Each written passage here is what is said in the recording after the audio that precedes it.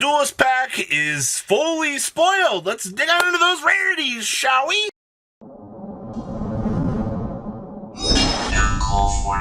I'll be like one of the 36.5% of you that have not smashed all the crap of that subscribe button. Smash it today so we can get closer to 97,000, almost to 100K. So, what you see on your screen here is the first round of Duelist pack rarities. We have the Ultras, the Supers, and the Ghost Rare. So the first thing I want to talk about here is this pretty much is going to go the way that you expect it to here. Necro Synchron ended up being a super rare. I kind of expected that. Speedroid Ultra Hound ended up being a super. Okay. The Fuki Piper ended up being a super rare. Yeah, we knew that was coming. Speedroid Wheel, probably one of the better absurd cards that they got. Super. I mean, I'm kind of surprised that they gave them that in that rarity. You know, keep in mind we're still missing like the Win Draw card, which we won't get until Battles of Legend is 100 years away. I know. Sorry. The Celestine Wagtail ended up being a super rare, which is kind of interesting. The Barrel Canary ended up being a rare. Doesn't really surprise me all that much there. Tornado Dragon ended up being a reprint. Konami. You could have done anything else a better value. But for whatever reason, you chose to reprint Tornado Dragon as a common.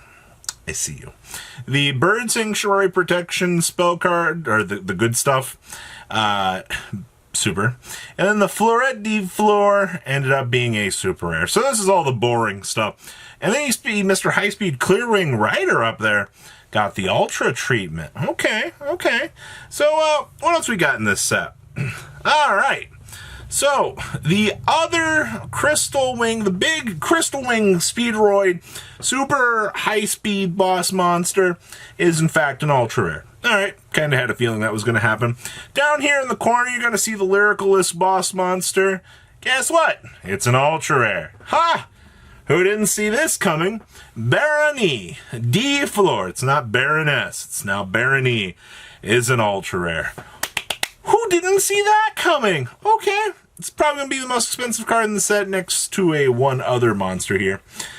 Sage de Fleur down here, also coming in ultra status. Can't say I'm surprised about that either. And it looks like the Lyricalist ultra good broken spell card they got going for them is also an ultra. Up here at the right, I have pictures of the Ghost Rare. And as most of you are probably going to be massively disappointed in the creation of this video, of course it's not Clearwing Fast Dragon. Actually, I'm really happy about this. So we were really worried that we were going to get a Ghost Rare reprint in our set. Now it could have been Barony de Fleur. That would have been nice, but it ended up being the new Crystal Wing Fast Synchro Gotta Go Turbo Faster Dragon, whatever his name ended up being here. So, yes, it's not a reprint Ghost Rare. We were all worried about getting, another Clear Wing Synchro Dragon reprint, so that's good.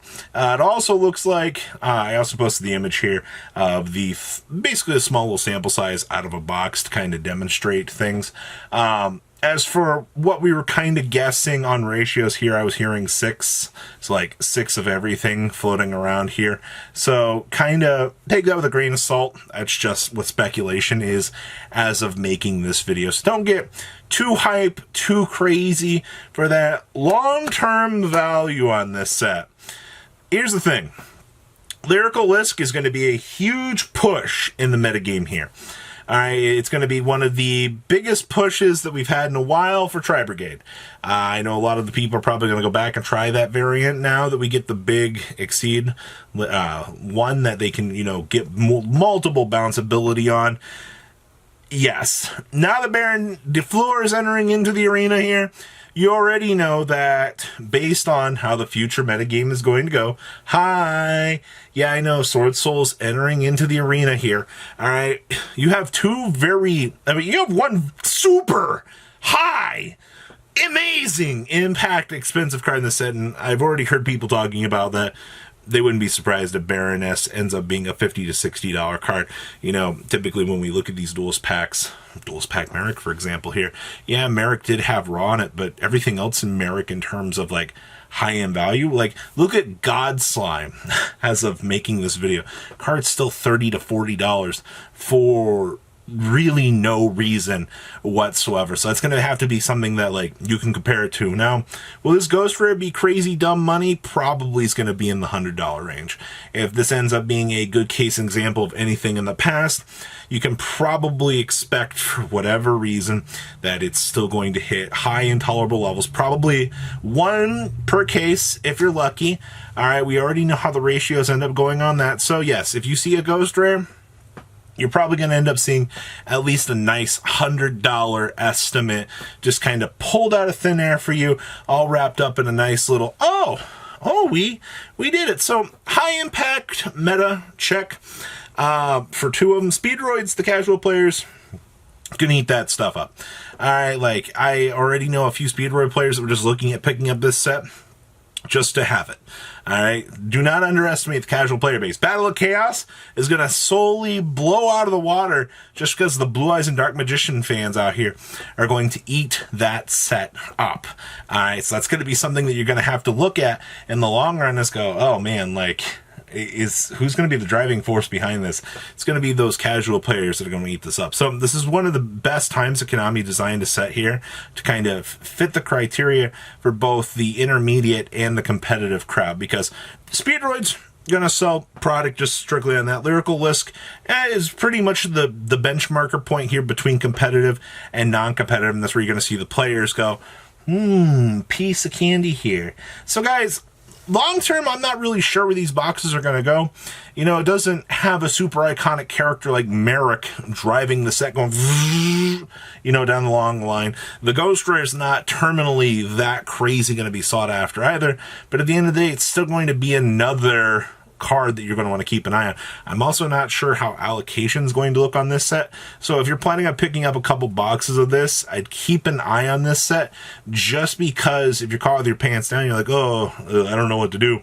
Or, you know, you're just going to see people cracking this set just to acquire Baroness de Fleur, or Barony de Fleur in large, crazy amounts of value. So what do you guys think about the set? Does everything in this set pretty much look like you expected it to be? Because remember where I'm sitting? This is exactly how we knew that this was going to go. Should be no craziness, no exception out here. You pretty much got what you signed up for with this set. So guys, please leave a comment down below to what you guys think. How much of this set are you planning on picking up? How much of an impact are you expecting to have this set in the meta? I mean, hey, you know, I can't wait to see what Sword Soul's going to be kicking up with their, you know, $60 Barony de Fleurs that are going to pay a wall lock. Ugh, it's going to be pretty bad. Guys, smash the like button, subscribe button. Make sure you guys don't miss out on more content. I'll see your beautiful faces back here later. There's some more Koalas content. Peace out. Thank you, patrons, for making the ride never truly end. Without you guys' support, well, I would probably be doing Truffle Shuffle videos for a living. Guys, please check out Vanquill40 for all of your Cardfight Vanguard content brought to you by Vanquill40. And if you are looking to pick up singles, check out imcogames.com for your trading card game needs. Thanks for watching, everybody.